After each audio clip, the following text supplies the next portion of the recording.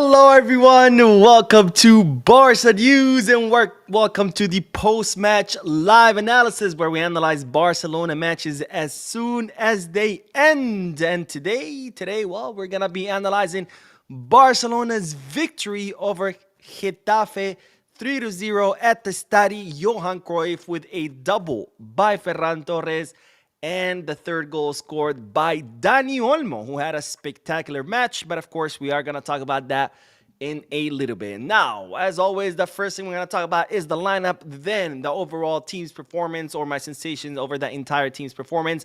And finally, we'll go by individual players. But let's look at the lineup because there were some surprises. Of course, we did expect rotations given that Barcelona just played against Newcastle in the Champions League 3 days ago.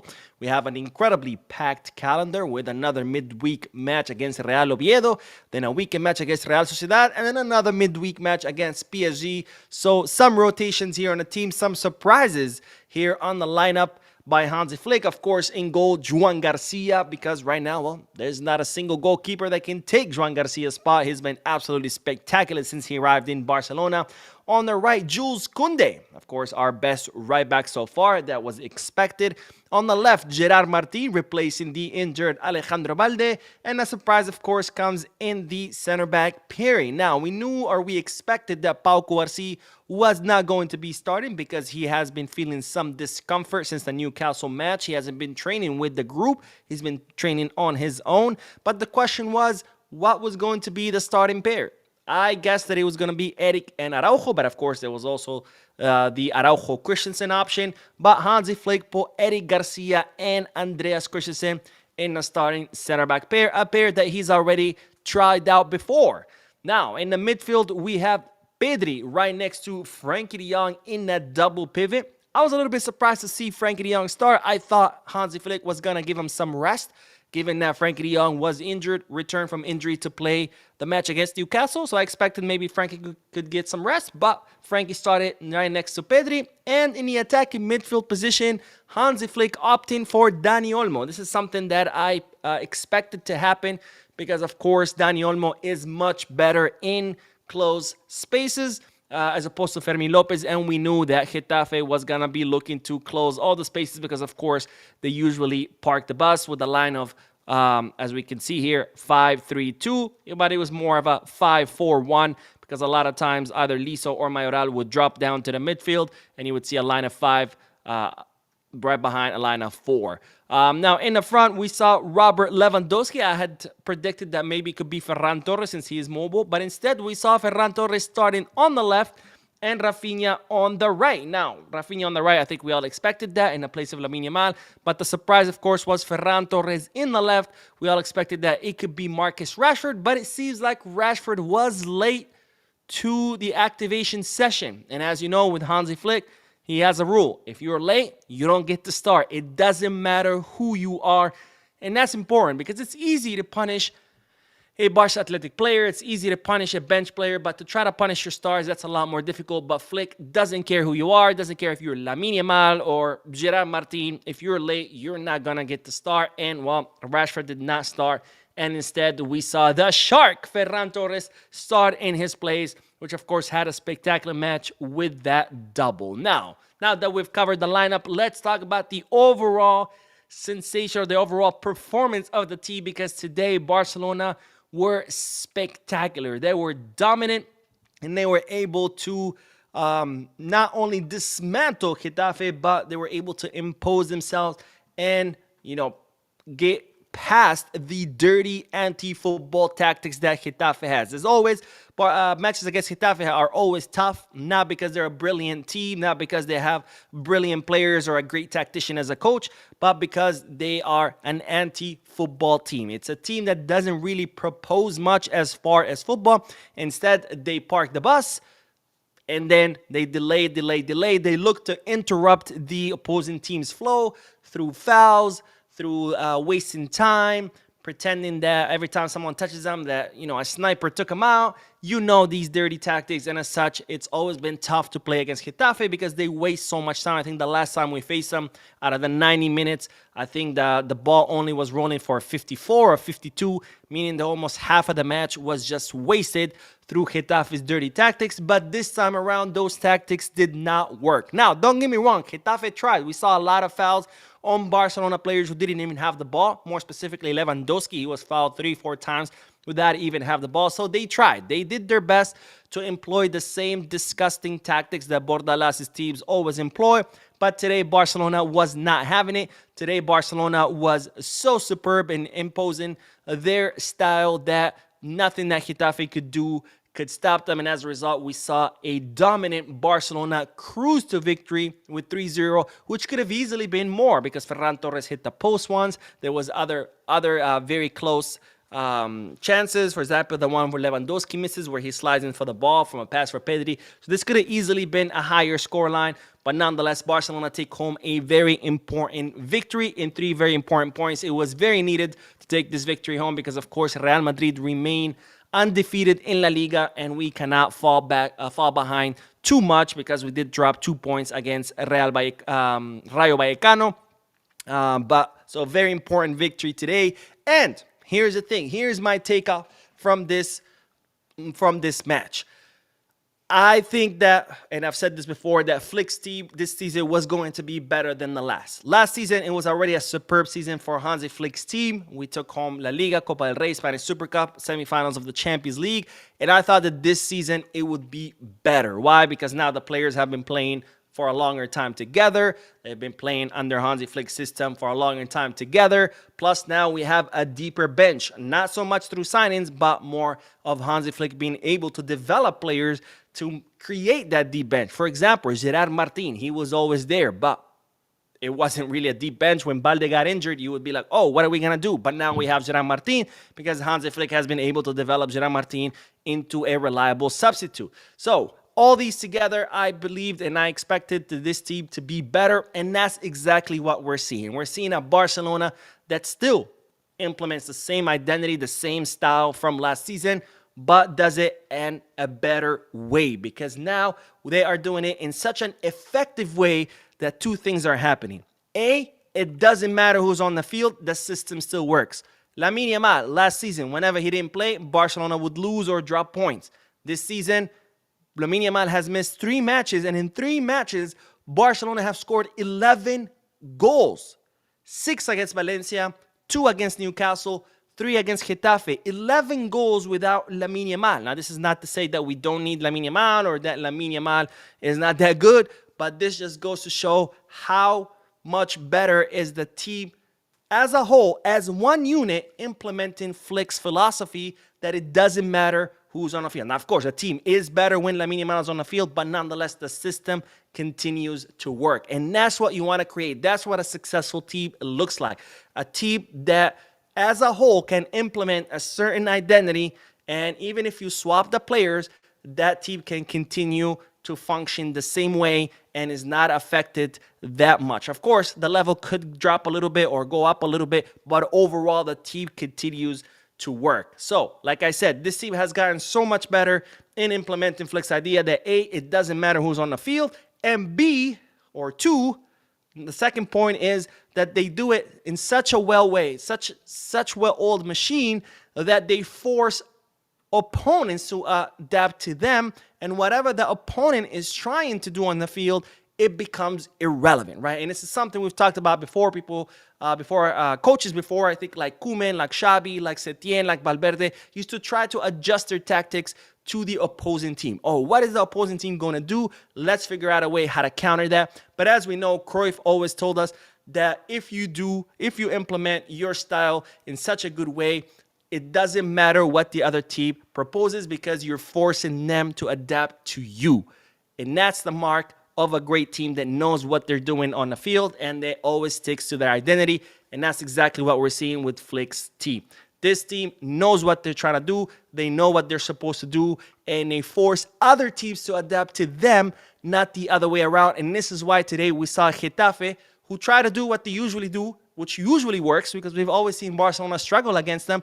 But today, whatever Getafe tried to do, it did not work because Barcelona were able to implement their idea. They did it in such a good way that whatever Getafe did, it did not matter. And to me, this was the best match against Getafe in a very long time. Now, that's my sensation overall against the team. Okay, we talked about formation, we talked about the team. Now, let's talk about individual players because we do have to talk about Gerard Maldini because today, Gerard Maldini once again put out a superb performance. He did it against Newcastle in the Champions League. He did it today in La Liga against Getafe. And this is, don't get me wrong. I'm not saying this is going to be our new starter. We all can see that Gerard Maldini is no Alejandro Balde. Obviously, Alejandro Balde is miles ahead. But in Gerard Maldini, we have a reliable substitute where we don't have to worry. We don't have to think, oh no, Balde's injured, or oh no, Balde needs rest, or oh no, Balde's suspended. What are we going to do? No worries. There's Gerard Maldini. Again, he's no Balde, but he has become a very reliable substitute where even though Balde is better, if he's not present, you're not worried. You're not thinking, oh my God, what we going to do? Because Gerard Maldini has become the most improved player in Barcelona. I've never seen a player improve so much from one season to another. We saw him improve throughout the season. Last season, he started out very shaky performances. Then he started getting better and better and better. But from last season to this, huge difference because not only has Gerard Maldini's defensive work improved because he's a defensive player, so that's expected, but even him with going forward, that has improved too. So his offensive contribution have also improved. So Gerard Maldini, to me, the most improved player at Barcelona, and I'm very happy to see what Gerard Maldini has been able to do with the chances and the opportunities that Hansi Flick have given him. Eric Garcia and Christensen, really good job today, the two of them together. Eric, with that build-up from the back, I think you can see the academy imprinted in him. You can see that he's a La Masia product because him and Pau Cubarsí are the two best defenders with the build-up from the back. That assist, pre-assist, I guess, to Rafinha, that long pass all the way from Barcelona's defensive line to Rafinha, breaking through all of Getafe's line. That is hallmark La Masia defender, 100%. Great match by Eric Garcia and good match by Andreas Christensen. Now, in the midfield, Dani Olmo. Superb match by Dani Olmo. Today, Dani Olmo was incredibly active.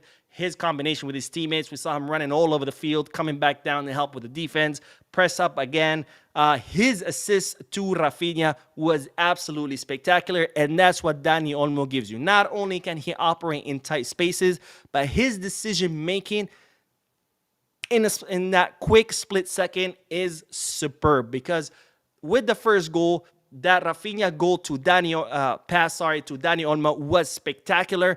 And when you thought you had seen a spectacular pass, there comes another spectacular pass by Dani Olmo, who was running out of ground, but in that split second, as that ball is coming to him from Rafinha, he's able to look around, he's able to figure out where are his teammates, where are the Getafe defenders, and in a split second, he's able to analyze the situation, make a decision, and make the right decision because that heel pass to Ferran Torres was brilliant. Any other player with that pass into the box would have looked to what? To shoot into goal. But Dani Olmo's angle was closing down. So what does he do instead? He takes even a better decision, which is he sees Ferran Torres. I don't know how because Ferran Torres is behind him. But he sees Ferran Torres making that run into the box and he decides, can I shoot it? Of course I can shoot it. And if he shot it, nobody would have said anything. It's the right decision. But instead, he takes even a better decision, which is that heel pass to the back to Ferran Torres, who's coming into the box, running straight at goal, has much better angle. No defender is marking him. Superb match by Dani Olmo, who I think after he saw Fermin Lopez's performance against Valencia was like, yo, I got to get it together if I want to earn my spot back. Great match by Dani Olmo, who, of course, did score Barcelona's third goal with a brilliant pass by Marc Casado into Rashford, leaving Rashford by himself, who cuts into the box, draws the goalkeeper and all the defenders to him, and when everybody is on to Rashford, he lets that ball go to Dani Olmo, who was making that run into the box and scores his goal. Very well-deserved goal for Dani Olmo, who had a really good match. Now, I don't want to talk about Pedri because at this point, every match by Pedri is spectacular. I think the only time we'll talk about Pedri is whenever he has bad matches, because he has so many great matches that, well, there's nothing to say anymore. It's like we literally are getting spoiled with Pedri, where, again, it's like every match is a great one. And if you have to talk about Pedri, it's because he did something wrong. And since he never does anything wrong, or hasn't done so far, well, there's nothing to talk about. Ferran Torres, of course, we do have to talk about Ferran, because today, a brace by the Shark, who is trying to make a case that, hey, maybe you don't need to sign someone else in the place of Lewandowski because you got me. I honestly would still prefer that we sign a starting center forward, but nonetheless, Ferran Torres today, a great match, 2 goals, hit the post on a third one, could have had a hat trick, but great performance by Ferran Torres. Nothing bad to say about it. And besides that, I mean, we saw also some substitutions, and this is the important part about putting away matches early on, that it allows you to make substitutions, allows you to rest your starters, bring in substitutes and get more minutes. We saw Rooney Bardghji get some minutes. That's always good. We saw Marc Casado come in for Frankie de Jong. I think Marc Casado had a really good impact on the match, because during the second half, Getafe started out strong. They were starting to attack, created some chances. Once Casado comes, that completely stops. Casado helped Barcelona regain control of the midfield. We saw Rashford today. I saw Rashford more confident, trying more things, trying more runs. Of course, he did assist Dani Olmo, but Rashford, I think those 2 goals against Newcastle really helped him, because today I saw a more confident Rashford. And of course, Rashford continues to improve. Every match is better than the one before, and this is really good, because Rashford is still not where we want him to be. That's normal.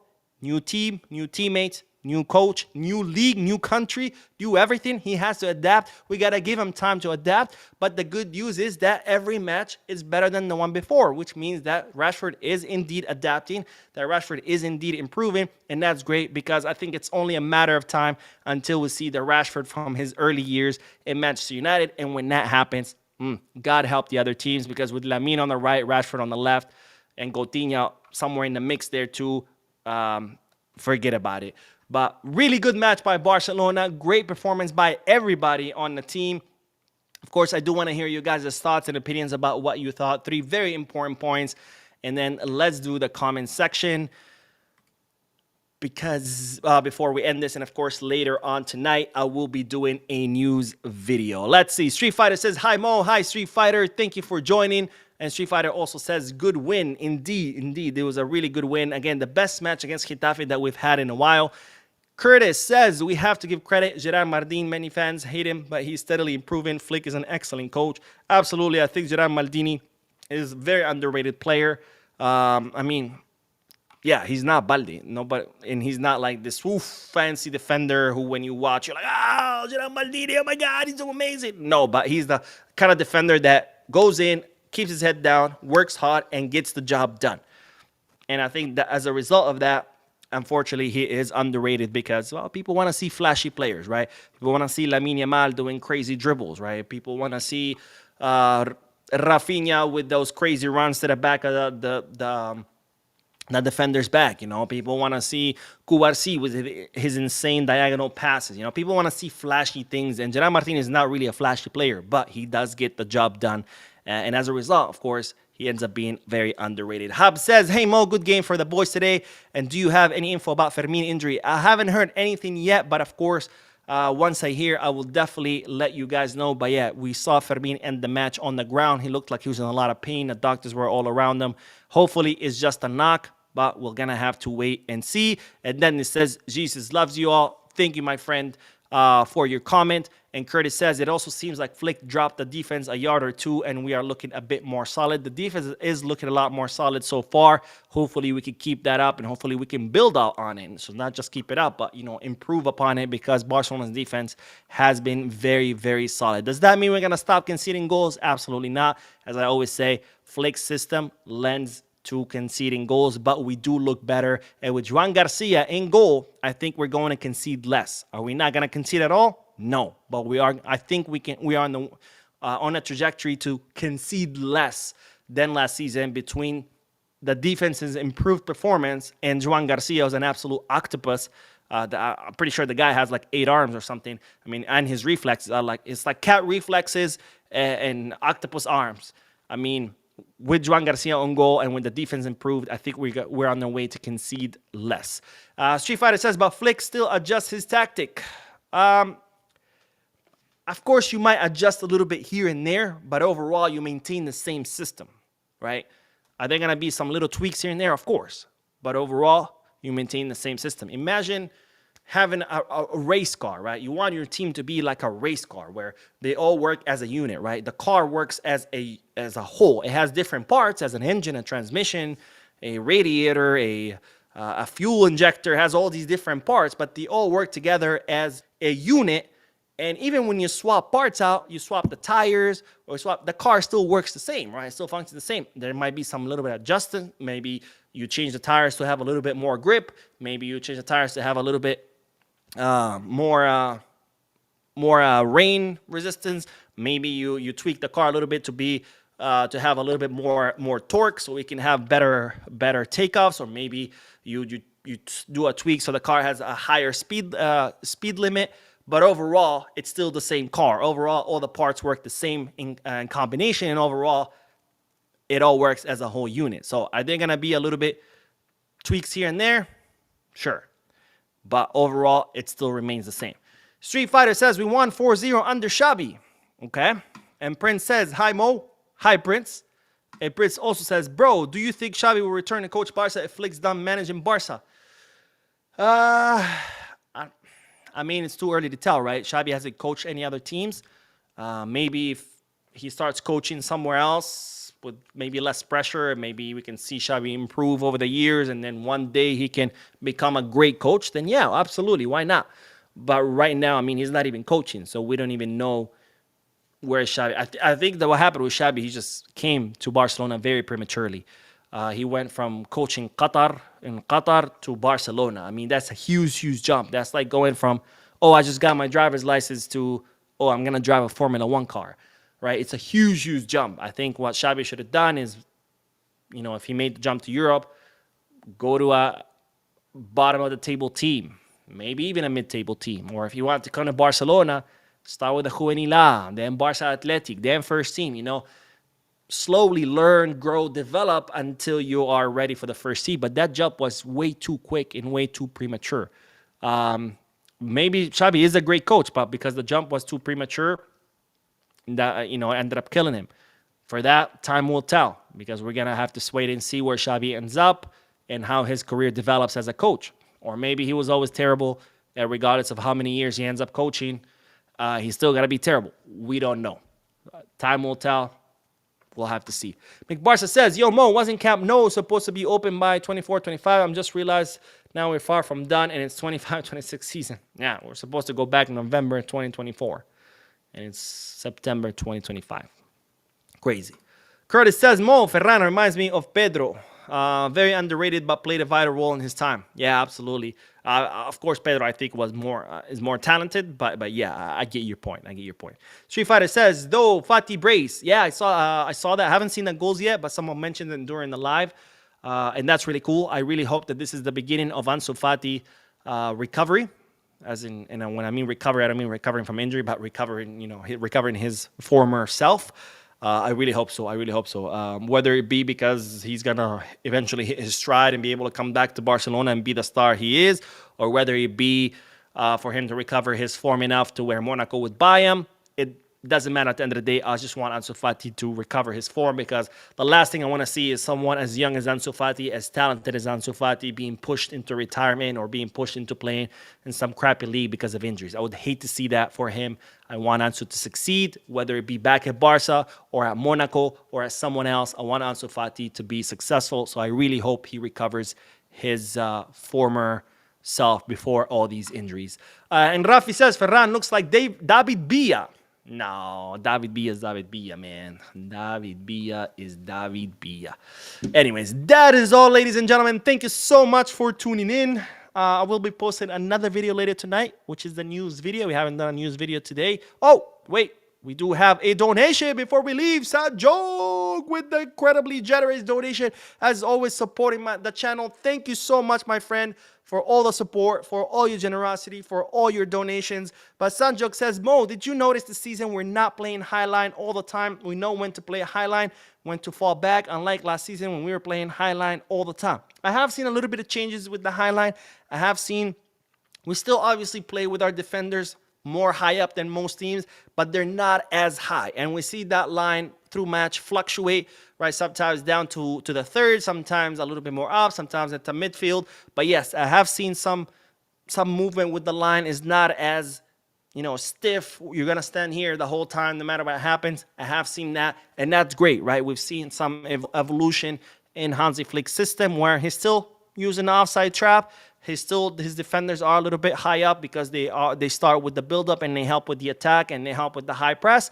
But yes, I have noticed that the line is fluctuating more as far as where the defenders stand. But thank you, my friend, so much for your donation. As always, very, very generous of you. That is all I have to say. Again, let me know what you guys thought about today's match. Players, whatever you want to tell me about the match, drop it in the comment section.